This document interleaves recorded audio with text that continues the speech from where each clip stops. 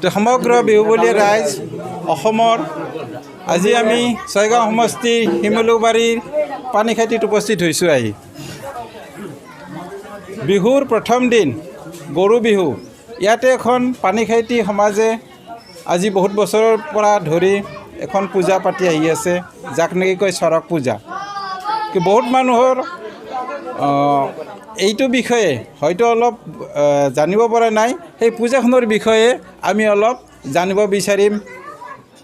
আপোনাৰ নামটো কওক? ভগীৰথ ৰয়। ভগীৰথ ৰয়। আমাক ভগীৰথ ৰয়ে এইখন পূজাৰ বিষয়ে অলপ বিৱৰি ক'ব। এতিয়া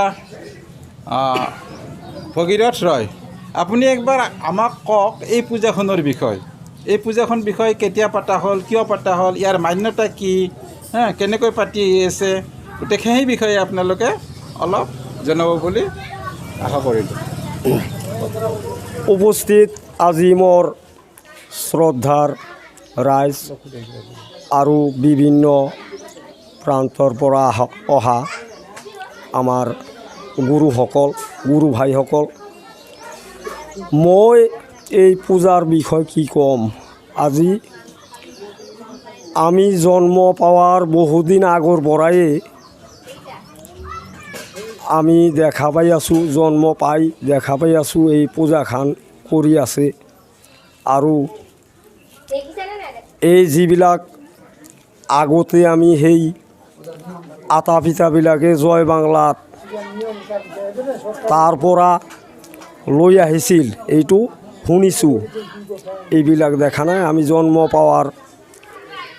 জন্ম পাই দেখি আছোঁ এই পূজা হৈ আছে। এই পূজাৰ বহু নিয়ম নীতি আছে। আমি কি কৰিব লাগে, এই চৈত মাহত আমি কি কৰোঁ, এই 9 দিন থকাৰ পৰা আমি গোহাঁই গাও ধুৱাওঁ। গাও ধোৱাৰ পৰা ছপা দিন লঘনে থাকি মানুহৰ ঘৰে ঘৰে ফুৰি ৰাতি এক মুঠি চাউলৰ ভাত বনাই খাব লাগে। এইটো হ'ল নিয়ম। তাৰ পাছত এই ঘৰে ঘৰে ফুৰিব লাগে, গান বাজনা কৰি ফুৰোঁ। এনেকুৱা হ'ল এই পূজাখানৰ নিয়ম। আৰু এই পূজা সুধিব নেকি কিবা? গতিকে এই পূজাখনৰ বিষয়ে আপোনালোকে ভিউৱাৰ্ছ জানিলেই। এতিয়া এটা কথা শুনিছোঁ, এতিয়া কিমান আগৰ পূজা, জয় বাংলাৰ কথা কৈছে এখেতে। আমাৰ ভাগীৰথ ৰয় জয় বাংলা কিমান আগৰ কথা হয়তো আমিও জন্ম পোৱা নাছিলোঁ। আমাৰ ইয়াতে বহুতখিনি মানুহ জন্ম পোৱা নাছিল। সেই জয় বাংলাৰ পৰা এইখন পূজা আৰম্ভণি হোৱা বুলি আমি শুনিলোঁ। গতিকে এই পূজাখনৰ মান্যতা, এই পূজাখনৰ মান্যতাৰ বিষয়ে অলপ কওকচোন। মান্যতা কি ক'ম, এই পূজাত এই বান নামে এজন ৰজা আছিল আজি ত্ৰেতা যুগৰ পৰা। সেই বান ৰাজাৰ পৰা এইটো তাৰমানে এই চৰক পূজাটোৰ উৎপত্তি হৈছে। গতিকে সমগ্ৰ বিহুবলীয়া ৰাইজক আৰু বহুতখিনি আগলৈ আছে। ইয়াৰ নিয়ম নীতিখিনি আপোনালোকক মই দেখিবলৈ চেষ্টা কৰিম। এতিয়া আৰম্ভণি হৈছে, এতিয়া টাইম হৈছে। আমি টাইমটো বেছি সময় নষ্ট নকৰি আমি আগৰ পৰ্যায় আৰম্ভ কৰিব আমি এখেতসকলক অনুৰোধ কৰিছোঁ।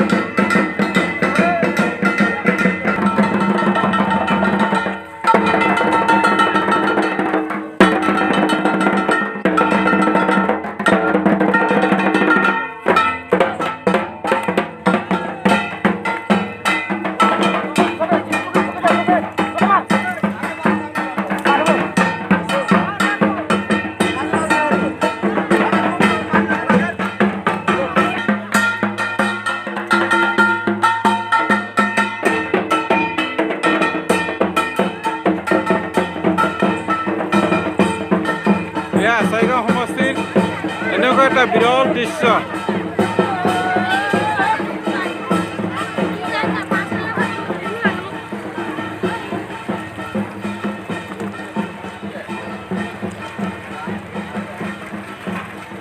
গতিকে ভিউৱাৰ্ছ, আপোনালোকে মনত ৰাখক, কোনোবাই যদি জনাও নাছিল যে চৰক পূজা কি হয়।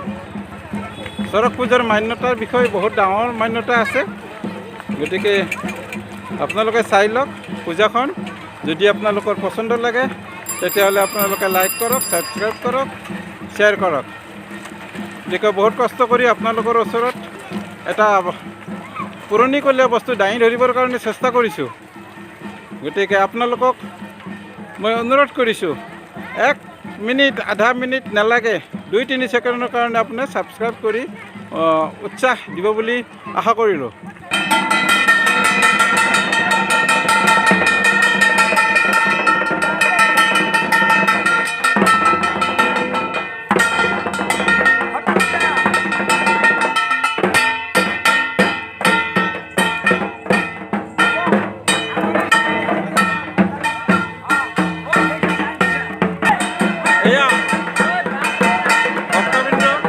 এয়া ভক্তবৃন্দ, ইয়াতে তেখেতসকল আহি পাই আছে, এতিয়া আহি পালে।